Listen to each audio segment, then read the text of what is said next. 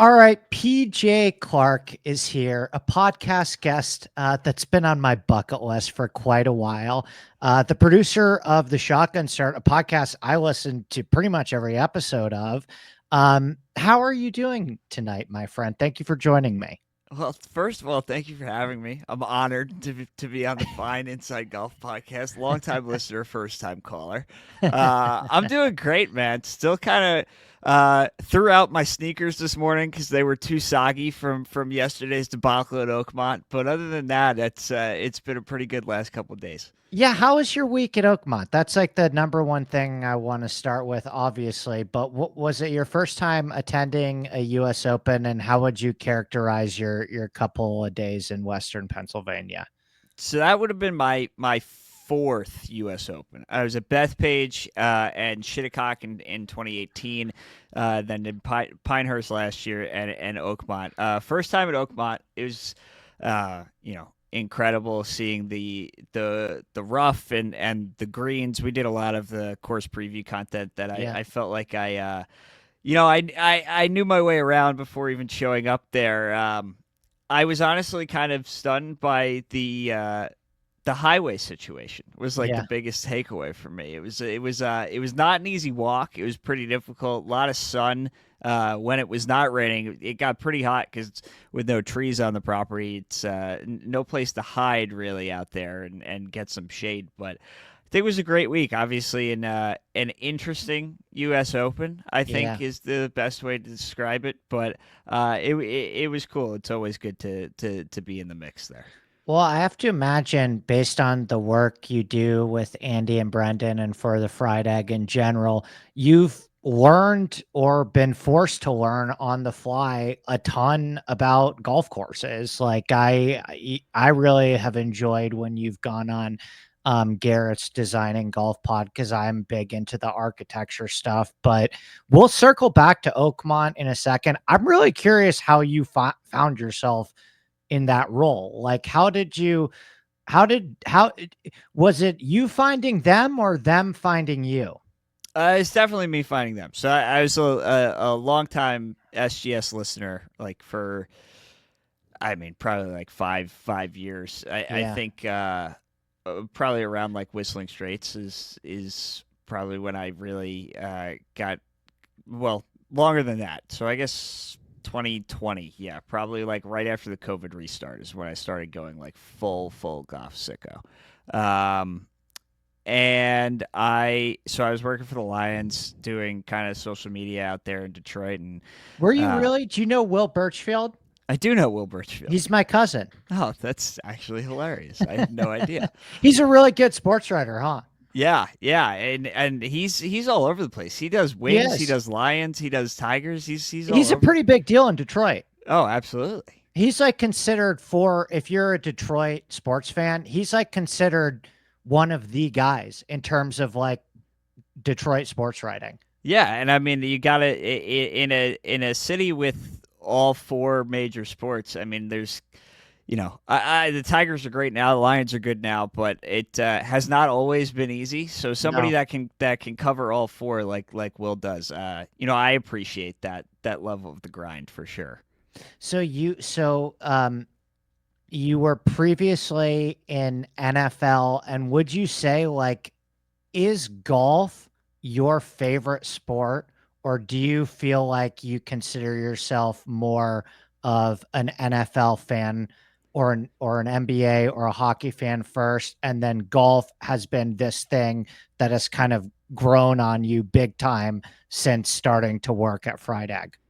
I mean, I would say golf grew on me well Yeah. before I started working for Fried Egg, but I grew up in baseball, like played baseball all throughout high school and grew up with baseball as kind of my main focus. And then as I kind of aged out of baseball and knew I very obviously was not going anywhere with that, started playing more and more golf. I think having two majors on Long Island kind of Yeah. happened at a really great time for me. I was, freshman in college after my freshman year of college in 2018, and then after my sophomore year of college in 2019 when the PGA was at Bethpage.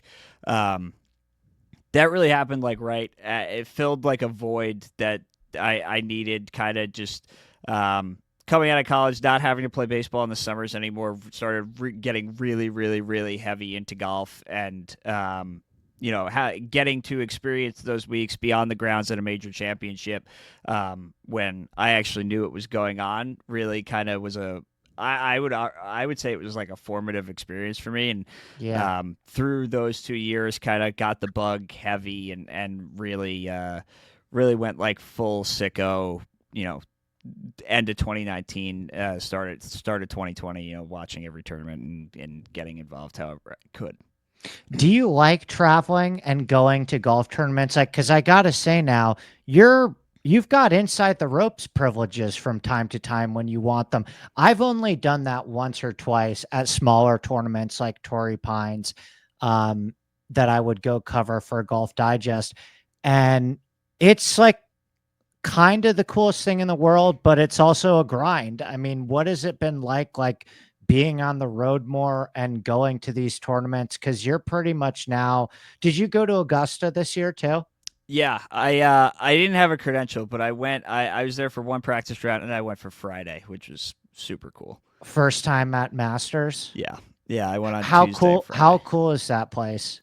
I mean, it was. I said on our preview show for the Masters after we got back on Tuesday, and it was my first time on property, that it was the best day of my life, and I think it'd be pretty hard to change that. I mean, this stuff that you see on TV every year, or hear about, or think about, and you just end up in these places. And I walked with. I get made fun of a lot for this, just generally, but Brooks Koepka is like my favorite athlete of all time, and I walked Amen Corner, watched Brooks play Amen Corner my first time at Augusta, and that was something I'll hold on to for the rest of my life. I Absolutely. I had this a similar experience. I have always been a big Rory guy, which I'm not super proud to admit at the moment.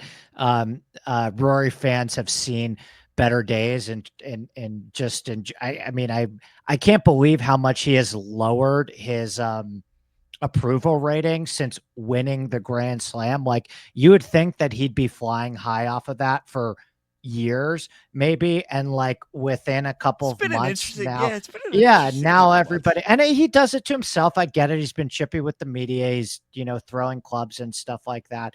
But I had the same experience at Augusta where um I was there for a Wednesday practice round, and I watched Rory and Ludwig play the entire back nine, walking with my dad for a lot of it. When a lot of people were at the par three Hmm. contest. So the course was like kind of empty. And I just got to see up as close as you could be every golf shot that Rory and Ludwig hit. And it was just like, every time I talk about it, the best ball number keeps getting lower. Like, for first time I told the story, I was like, yeah, they shot like a best ball 32. And now when I say it, I'm like, they shot like a best ball 27. It was a hole in one on every par three.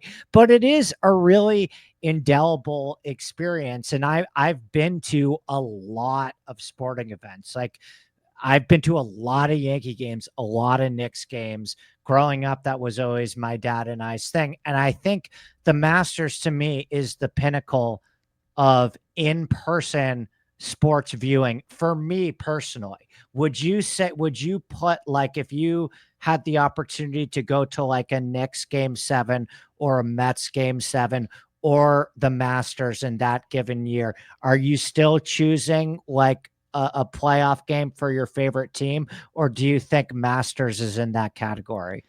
To me, I think Masters in that category. Me too. As you probably know, I'm terminally online, so Yeah.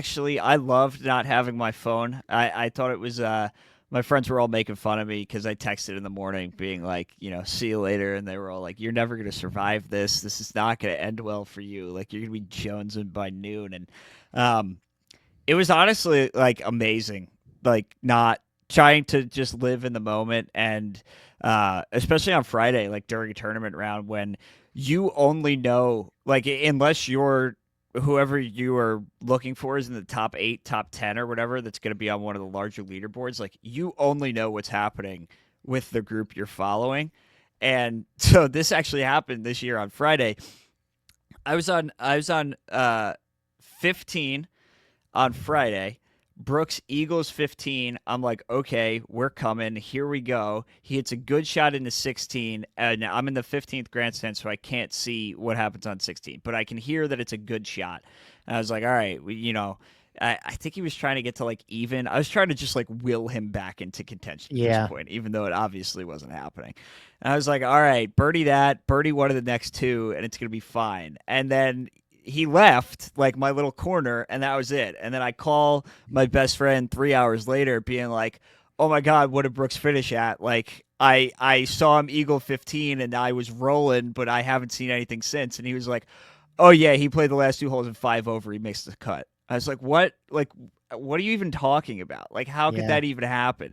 And then the Cam Young, 4 putt from Yeah, can I 16 gotta feet. ask because I'm Joseph's one of my close friends. I talk to Joseph all the time, and this Cam Young thing between you and him, where did this come from? What is the genesis of this? So Cam Young for me, I went to a Catholic school here on Long Island, St. Anthony's, which is in the same like Catholic school conference as Fordham Prep. So we played them in like football, baseball, basketball, like interconference of I all these forgot like he went to Fordham Prep. of all these downstate Catholic schools. My best friend from high school is like a legit stick.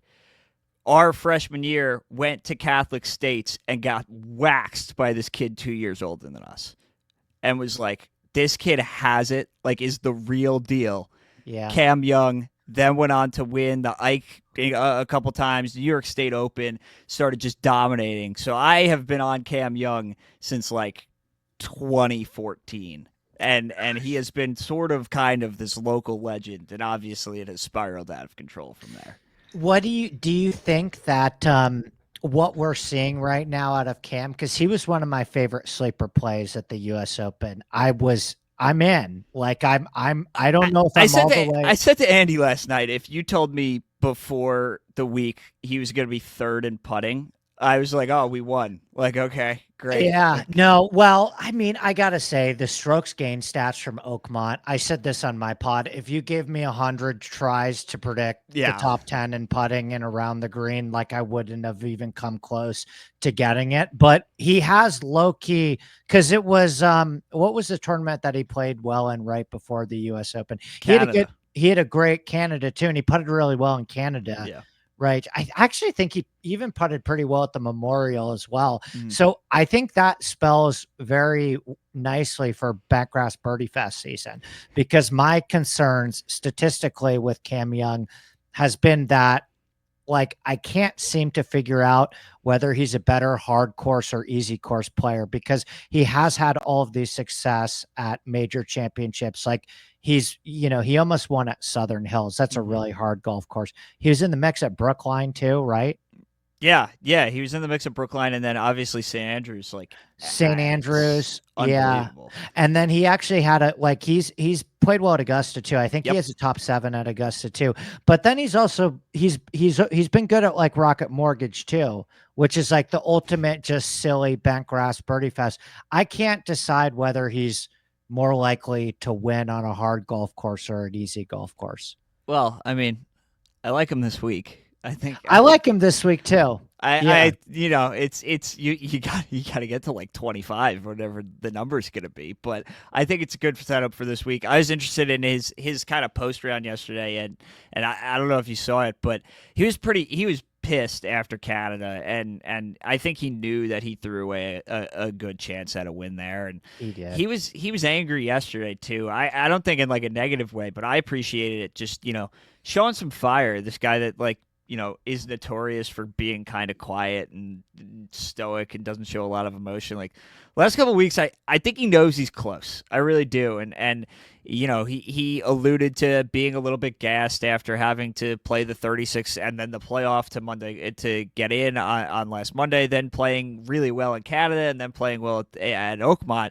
But if it's not going to be this week, I could see him skipping Rocket, but I personally wouldn't, given the history there and Agree. the chance that in a pretty weak field that I think you could pick one off there easily.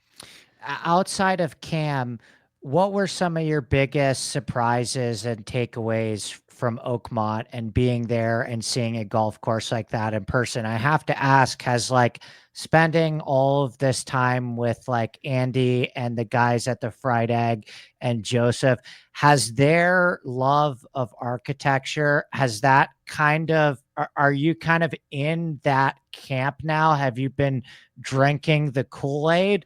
Or, are you not yet still experiencing golf courses in that way? Because, for a lot of people, like, like, I don't have anything against people that just don't care.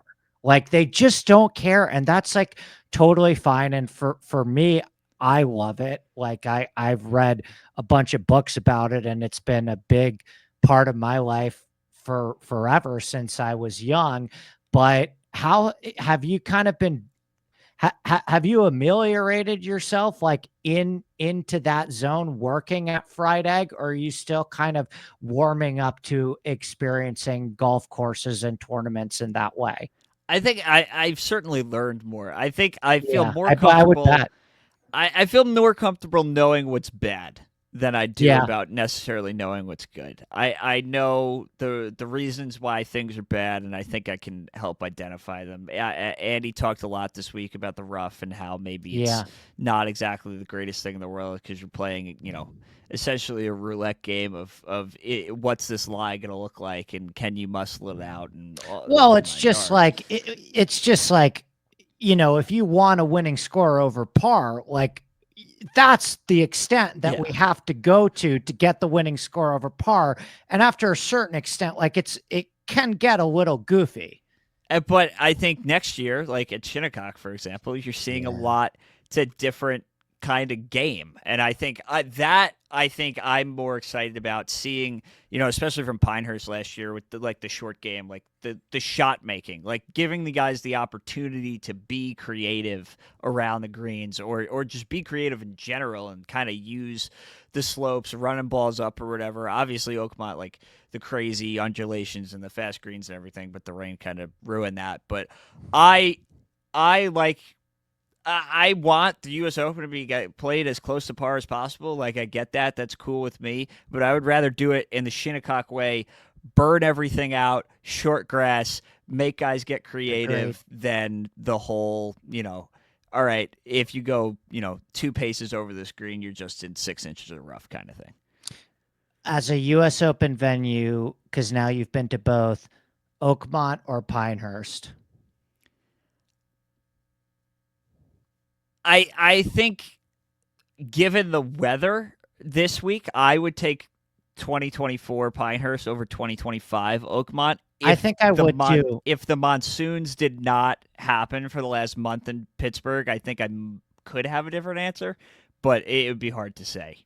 I think so too, and I'm kind of an Oakmont defender. I didn't really have a ton of problems with the setup or the golf course this week. I think that they had a mission and a very specific They goal. very clearly had a goal. Yeah. They had a very clear goal, and it's like, well, if they're going to accomplish that goal, you may not like some of the things that you see this week. And if you don't like some of the things that you see this week, well, then you should be one of the people with picket signs in front of the USGA and the PGA Tour and the PGA of America arguing for a rollback, because you can't have it both ways, right? If you want par, if you want a US Open to be hard and have a winning score over par, then you're either going to have to see rough up to their knees and greens that run 15, or a rolled back golf ball. So I agree with you. I think Oakmont for me is very deserving of an anchor site.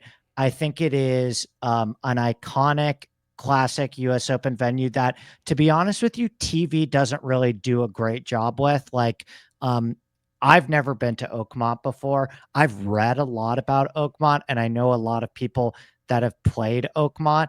And I don't think on television they were able to show the greens well. Mm-hmm. Like if I was watching and I didn't know anything about Oakmont's greens on television this week, I wouldn't have been able to understand or comprehend what made those greens so special. Like I wouldn't have, I just don't think TV was able to show it. Do you feel like being on site, you were able to like really get a sense of what made those greens so insane? Because they're considered, and maybe I shouldn't say this because I've never played Oakmont myself, but there's enough people that I trust that have played it that are like, these are the best green complexes that have ever been designed in the United States of America. And I have to be honest, watching that last week, I wouldn't have gotten that.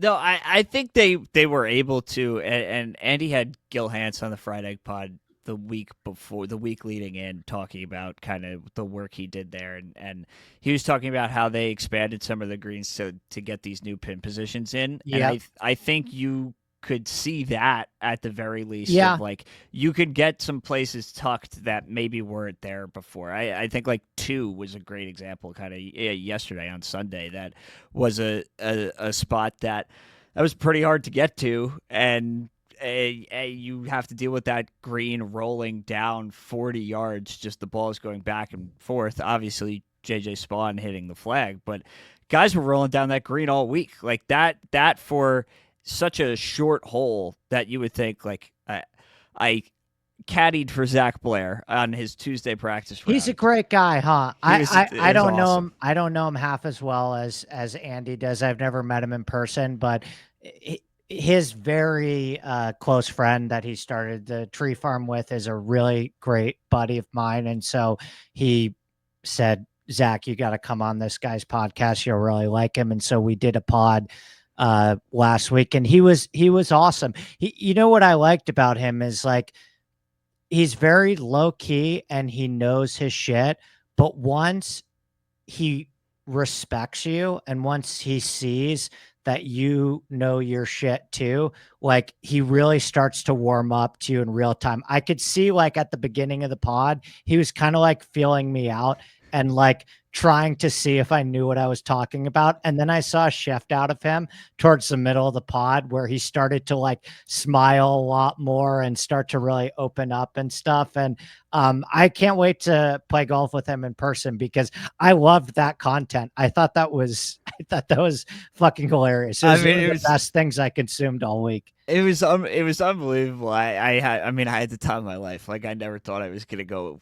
walk inside the ropes at the U.S. Open, much less carry somebody's bag and try to figure out a yardage on the second hole of Oakmont. But he was playing with Bryson, which means the whole thing What a like dichotomy. that much crazier. Seeing like literally the two impossible ends of the spectrum playing Yeah. together. But on two, like Bryson was running it up to like the top of the hill, almost on the green. And it's like, all right, so there are guys that can get that far.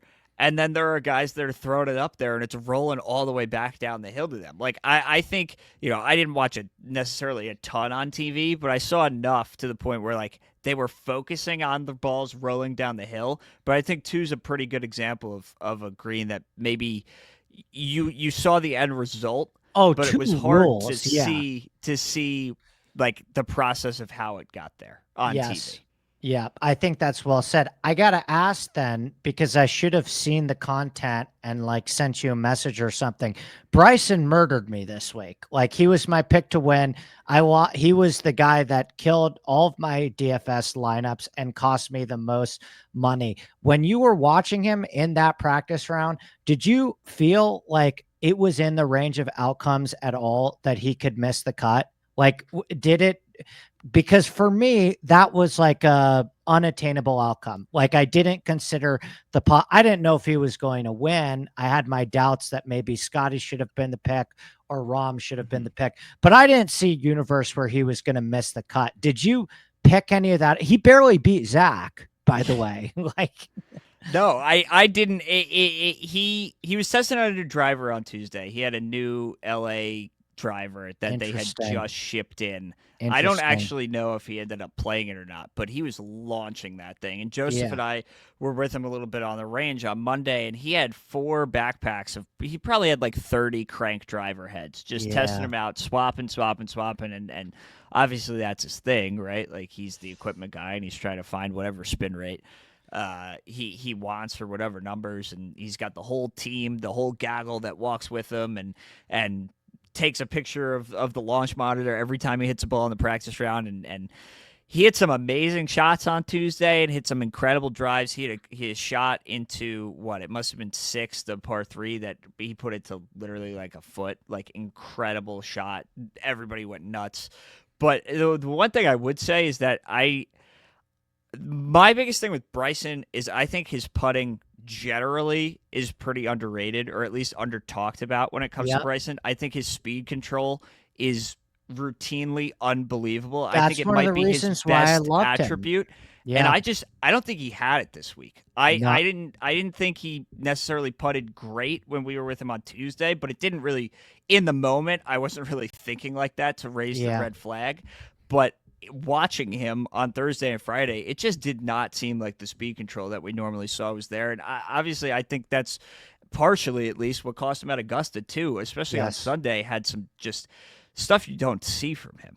Yeah, I completely agree with that, and that was one of the reasons why I picked him to win in the first place is because I thought that he's one of the best lag putters in the world, right? And like seeing his performance on the greens at Winged Foot, I mean, he's putted so well so many times on like northeastern fast Yeah. bent grass greens that I just thought he was a lock to putt well and that he could really like not just potentially win this golf tournament with his driver, but also win it with his putter. Where are you at with him going forward for like the Open Championship, final major of the year? How does like the top players in the world stack up for you? Like if you had to rank your top 5 biggest contenders going into Portrush, don't worry about the golf course or like Open Championship history. I just want to know like your most the guys that you're most confident in as the 5 best players in the world. I mean, 5 best players in the world. Obviously, if Scotty, Rory, Scotty Bryson Scotty is won gap. yeah, Scotty Yeah, won gap, and then I think the gap between everybody else is like relatively close. agree. You could order the next 4 in any order to me, but I think the next 4 on that list of just or is this guy going to win the Open Championship Yeah, is Rory, Bryson, Xander, Rahm for me in 100%. Yeah, any order. I I picked Xander this week. He didn't play entirely. He didn't play great. Still managed T12 or whatever it was. he's But gearing up. I don't think he's all the way there yet, but we're gonna hear from him before the end of the year. I think so too. I think it could be this week. I think it could be at the Open. But I just after the year he had last year, and after how consistent he's continually been, maybe without the wins to show for it, but just how good he's been over the better part of the last decade. I just like he had the top 10 at the Masters, which was great out of Yeah. basically nowhere because nobody had any idea what form he was in at that point. But I would be hard pressed to think we go a full major season without a real, you know, 9-hole run of like, oh, Xander can win this thing. And like Yeah. maybe I was lying to myself a little bit there on Friday, being like he was in the top 10 maybe or just outside of it, and there was nobody really ahead of him that I was necessarily scared of. And I was like, oh, he could pull this thing off. But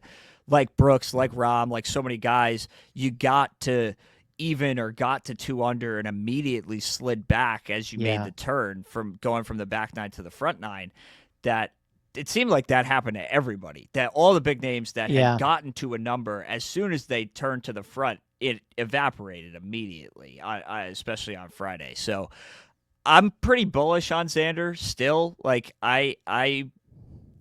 it's hard to repeat, obviously, but it's a different golf course. It's a different situation. But for me, those are the 5 guys that ever. I feel like putting anybody else in that tier would kind of be nonsense at this point. I agree. I agree. And I still have to do some of, trying to figure out what kind of golf course Royal Portrush is. Are you going to that too? TBD. Hopefully, we're hoping. Fingers crossed. Have you ever been to Scotland or Ireland? Have you ever played golf out there? No, sir. Yeah, it's awesome. I've never played golf in Scotland or Northern Ireland. Mm-hmm. I'm dying. I've played golf in Southern Ireland, and it was like the best week of my life. But I've never played golf in Northern Ireland or Scotland, and I'm dying to go to both. Are you as into playing golf as you are like watching golf and covering professional golf? Like, do you love, by the way, do you know that I'm 99% sure this is correct, but I'm pretty sure that I played with your dad at a fried egg You event did. in Troy. You and Joseph. Yes, I did. Yeah, I did know that. Joseph was my alt shot partner. I gotta say, alternate shot, things can get going in the wrong direction. That like and Joseph played better than me. Like a lot of the mistakes were totally my fault. I will own the shit out of that. But alternate shot in those fried egg events, like they can flip on a dime Oh yeah. so quickly. And like there was a moment where it was like, dude, I think we can win this thing. And then just things spiral so quickly. And suddenly you're like, how did we just make quintuple bogey? Like I just like I blacked out on that hole and things just went from bad to Yeah, two worse. bad shots and nobody knows where the ball is anymore. Yeah. Yeah, and I mean, but anyway, they're really fun. Have you played in a bunch of the events? No, I haven't. I haven't yet. So that's fingers crossed. I'll get out there this year. But yeah, I mean, I play golf. I'm not very good, so I'm always kind of hesitant to. What's the handicap at? I mean, I don't play enough to keep a real handicap. Yeah, I fair. generally, if I had to say something, I'd say probably like a 15, 16 in that range, which is Okay, so you could play Brian Kirshner straight up. I That'd mean, be a good match. we might need We that. We actually might need should that. do that at Yeah. Bethpage. That'd be really fun. We might need that. Yeah, I mean, I play when I can, try to get out at least once a week, but I'm not good. I need to practice more. Like I love playing. I get very easily frustrated because I know, like I played a lot senior year of college when it was COVID and there was nothing else better to do. We would Yeah. go play every day, and that I have now knowing that that was the best at golf I'm ever going to be in my life. And I'm frustrated that, I'm not as good as I was when I literally played every day and I didn't have anything else to do. So I've gotten worse over the last 5 years, which is like a depressing thing to think about. But other than that, yeah, I mean, I love playing. I just play whatever, public courses I can Do you on play Long Island. Bethpage much? I try to play the black like once or twice a year. Yeah. Not a ton. What do you think of black? Do you enjoy it? I do. I mean, Yeah. it's the walk is really the problem. Like when you get up to like 15, 16 area and your Yeah. legs are just jello. But It's a tough walk, especially when it's hot, and it can be kind of slow out there too because people don't know when to pick up their ball on some of those holes. no, but I always enjoy it. I always make a point to go out there at least once or twice a year and check it off the list and hit some shots. I know they've already started building out the infrastructure and the hospitality tents and everything. I'm still not sure when they're closing, but I haven't been out this year. It's on my list to go play it with all the grandstands up and everything. I was gonna say, how pumped are you to have a Ryder Cup in Long Island? Do you think that do you think the fans are really gonna play a role? Because I know everyone's saying like, oh, New York, Long Island, the fans, the fans, the fans. Like you're ingrained in Long Island sports culture. Do you think it's really gonna play a factor? I mean, people are excited for sure. I think the amount of people that are excited might not be the same amount of people that have tickets because of how expensive they are. Agree. Which you see at Nick games, you see at Ranger games, that the lower bowl now is all like the chase brokers and suits and everything. Yeah. And a lot of the people say that the atmosphere is not there anymore. That's a big thing. Every Well, time the that's Rangers that's make the been part of playoffs. it with Knicks games too. Mhm. It's just so expensive. Yeah, so I think that'll make it interesting. I think on the flip side, maybe the price I think it's a better location. Obviously, it's not coming off of COVID, but going to Whistling is probably a harder trip for a lot of European fans, even if they were able to get out of and into the country with all the COVID restrictions. I Even if that went to was Whistling, normal, it was dead. yeah, even if that Yeah. was normal, I assume it probably would have been a lot of fewer euros. I don't know if the price is going to box euros out, but it's certainly easier to get here than it would be to get to Whistling. So I think it's going to be a little bit more even. And to be completely honest with you, I think I think the Europeans are going to win as we I stand right agree. now. So I think that'll add a whole nother level to at least Sunday if it's not completely over yet, like maybe it was last time. I think I'm going to pick the Europeans. I mean, I'm looking at it not to do the whole Ryder Cup thing because I think that topic gets a little bit over talked about in like, I think it's awesome to talk about the couple weeks leading in, but in the a couple months away, I think a lot Cam is Young's going to still have open 3 to wins change. by then. Yeah, it's going to be fine. Is he on your team right now? I mean, I I think think he needs so. to do a little bit more. I agree. But if it comes down to it, and he's up to 15th now, I know the points don't mean anything because he was ninth last time and they didn't Yeah. take him, so it literally doesn't matter. But if the points, if we even want to act like the points mean anything, this is a big Joseph crusade, which I completely agree with. Is that the point system is completely inane, and It we need is. to He's get rid right of about it that. and it should mean absolutely nothing. And if you don't auto qualify, like Russell Henley, if you're in seventh and they don't want to take you, like, sorry, dude. Like, Yeah. you shouldn't just get picked because you were seventh. You should have some other backing resume, which I completely agree with. But now that he's within striking distance of top 12, top 10 on this nonsense list that we have shackled ourselves to, I think given the course history, you're going to need some guys with pop in the bat. And he's legitimately been an elite putter this year out of honestly nowhere.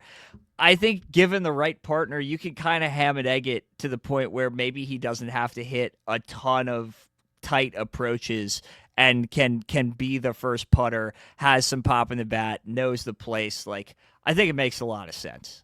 Okay. I'm gonna ask you to answer these questions as unbiased as Sure. you possibly can. For the last spot on the team, Cam Young or Sam Burns? I think you probably take Sam Burns. I think you probably take Sam Burns too.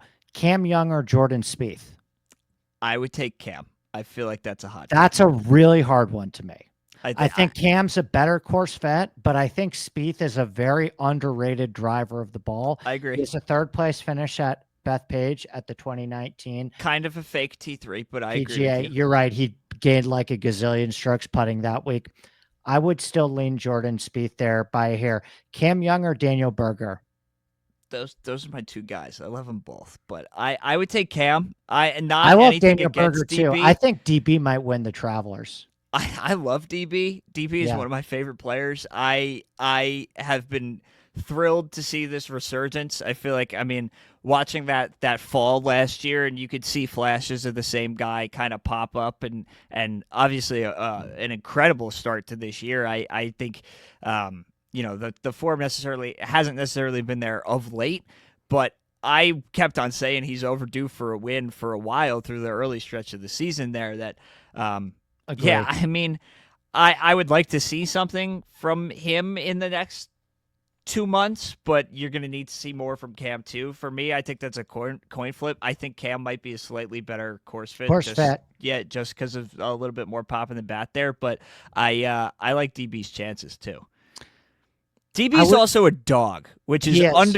incredibly He was underrated. really like sneaky, a great locker room guy at Whistling It Straits. seems like they all love him. And Like you they, compare him with like Brooks. You compare him with anyone. He'd play fine with like Bryson. He'd be fine with Scotty. I think like I think the Bryson thing is a really interesting dynamic to the point where it seems like everybody has kind of calmed down about the whole thing. Like having to put Scotty with Bryson at Whistling Straits just to have like the lightning rod, essentially just being like, sorry kid, you're the last man on the team, you got to go Yeah. play with the guy that nobody wants. Like It feels like we're slightly past that. I don't think Yeah. that's going to be like a real situation anymore, which I think is probably to the benefit of everybody. I would go Burger by a hair there, although if they set it up in a way that makes it like a super, super bomber I was just friendly talking. I golf course. literally just talking about this with my dad. Yeah. Given how bad the Europeans were at Oakmont, what if they just completely grow the rough and say, "All right, we will get into a steel cage match, and that's what it's going to be." Everybody's in the same. If you miss a fairway, everybody's in the same spot, and you might Yeah. have more top end talent, but like that's the end of it. I think in that situation, you probably want Cam. Yeah. It's just tough though, because the Europeans have the guys now to match all the tricks that the US could Yeah, pull on course fit. So like if the US were to set it up to be an insane accuracy test, Europe has those guys too to combat that. Like Sepp Straka and Tommy Fleetwood and Aaron Rai are three of the most accurate drivers of the ball in the yeah, world. If you want to make it an insane distance fest, well, they have Rory and Rom and Ludwig and Hovland and the fucking Hojgaards. The Hojgaards have like the highest carry. yeah. They have uh Norgard was Norgard that. and Neargard Peterson too is a bomber. I don't know if Norgard's going to make it or not. And he played well on Thursday and then kind of faltered. He made the cut. He actually put together a decent round on Friday to make the cut, but he played well early Thursday before kind of imploding. But man, like that's one of my biggest Oakmont takeaways. I watched that guy hit balls on the range for like 45 minutes on either Monday or Tuesday. I was just in awe of the size of Fletcher. him. Like that guy can go play middle linebacker for the Jets tomorrow. Like absolute unit, hitting 193 ball speed, like total tank. And I was just like, I could not stop watching it. It was incredible. Okay, last one. Actually, I'm going to give you two more Okay. because okay, this one might, this one might put your brain in a pretzel. Final spot on the team, one guy. Would you take Cam or Brooks Koepka? I would take Cam just because I think he cares. Yeah, I don't know if that's a hot take or not, but I don't. I just don't think the. I don't know if the Ryder Cup. You're right. I don't know if the Ryder Cup is something that Brooks Koepka cares about being part of his legacy. I think he should, but Mhm. I don't know if we have a ton of evidence that he does. I was impressed by the way that he played at Oakmont. I mean, it was It was just nice to see him finish top 20 again. positive momentum for the first time. It feels like a while. I mean, I went out and followed him on what Friday, I think, and every day is just blending together. Yeah, I get that. It was Friday. I watched him on the back, which obviously was like way more scoreable, and he got hot for a little while. And I literally I texted my friends and I was like, I didn't actually think we were ever going to see this again. He was like in solo second, and I was like, I literally never thought we would be back here. Like Yeah. I didn't think this was ever going to happen again, and it was great to see. And I would love if he made the Ryder Cup team. I don't know if I'd love if it made it at the expense of Cam Young necessarily, but I just I don't I don't know if his heart is in it, at least for the Ryder Cup. I do think his heart is in it. I think he feels a little bit more rejuvenated to go try to win a sixth, go try to compete at the highest level, continually do that in the major championships. But it doesn't seem like the Ryder Cup has ever been a big point of focus there. Yeah, I agree with you.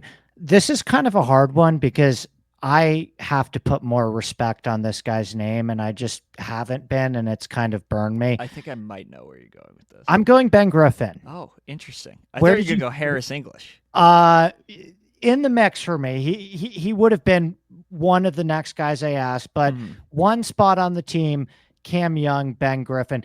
I know Ben Griffin is more deserving. Oh gosh, I like it's Ben tough. Griffin. Ben Griffin has gained a lot of distance. He has. Well, I've been making the joke all week that once he started saying he was taking creatine, I think it was Yeah. like right in the Florida swing. He was like, "Yeah, I'm working out now," and since then he's been unbelievable. Yeah. Yeah. Yeah. That's a tough one. I think Ben Griffin's more deserving. I still think Cameron Young is a higher class player in my head, but it's only because of the prior major success, which Ben Griffin appears to be catching up to anyway. Yeah, BG kind of let it go yesterday, but he was in it. I mean, Yeah. he was there and making noise and on the first page of the leaderboard for a lot of the week there, which is obviously great to see. I mean, I would take Cam in that situation again. Not a slight to Ben Griffin, who I like a lot and has had an excellent year and has 2 wins, which is sorry, like Cam Young literally has 0. I know I have this is the biggest glass house of all time, but like if he wins Travelers, I think we're definitely cooking, which I think If he wins can. Travelers, 100%, he is going to pass guys like probably, to be honest with you, Daniel Berger. Yeah. If he gets that win, particularly at a signature event, and Daniel Berger doesn't win this year, then it'll be Cam. But I think you're even in a spot that, all right, fine. Like you go play the Rocket. Like God bless you. Go win the Rocket. Like you should have either of the last 2 times that you could have maybe. And then if he gets a win and does not throw up all over himself at Portrush, which given his major track record, I really don't, I was bullish. I had him to win. I had him the top 5. I had him the top 10. I kept on talking about that all week on Shotgun, and people were making fun of me. And then we got DMs to the Instagram account this morning being like, apologies. Thanks for the tip. Like, no, thanks for like people betting it. And I was like, see, I'm not like totally an idiot. I'm not totally useless. I even like he was what like 12th going into Sunday and Saturday night. I was looking at the odds and Andy was making fun of me because I was like Cam Young top 5 plus 500, and he was like, "Why are you pissing money away?" Look at that T4. We're in the Masters next year. Ha ha! Very funny, everybody. So I think. I don't know. I'm bullish. This is you asked me to be unbiased, and now I'm just running down the laundry list of reasons why I think Cam Young is the best player in the world. But I really do like. I think there's going to be nobody more motivated down this stretch run, I would believe, than Cam Young, who owned Bethpage as a 16, 17-year-old who wants to play in the Ryder Cup there. Yeah. Well, PJ, I have no further questions. Thanks for stepping into the hot seat. This was a pleasure. I could do this with you all the time. Let's play golf this summer. That would be all of that sounds great. I thank you very much for having me. I've been as I said before, first time, long time fan of your work and long time fan of the podcast. So this was truly an honor. Yeah, let's get out to Bethpage with Brian. He lives 3 minutes away from the course. How far do you live from Bethpage? Like 20 minutes. Oh, dude, amazing. Easy. All right, PJ. Well, I cannot wait to continue to listen to you pop. Your usage rate on Shotgun Start, they do it really well. Like it's perfect. Like they put you in a position where you're always super pumped when you get PJ, but there's enough competitive starvation around it that it's like, like you're excited to see him because you're not getting him every second. You know what I mean? Like it's a usage rate that I think puts you in position to succeed. That's what I always say to Brendan. I don't want to oversaturate the market. He's always being like, "Oh, you can do more. You can do more." And I was no, I don't want to oversaturate. I'm like Lou Will, coming off the bench, get hot real quick, and then dip back out. That's fine with me. All right, PJ. Well, enjoy the rest of your week. And like I said, thanks for joining me, and hope to play some golf this summer. Of course, dude. Thanks for having me.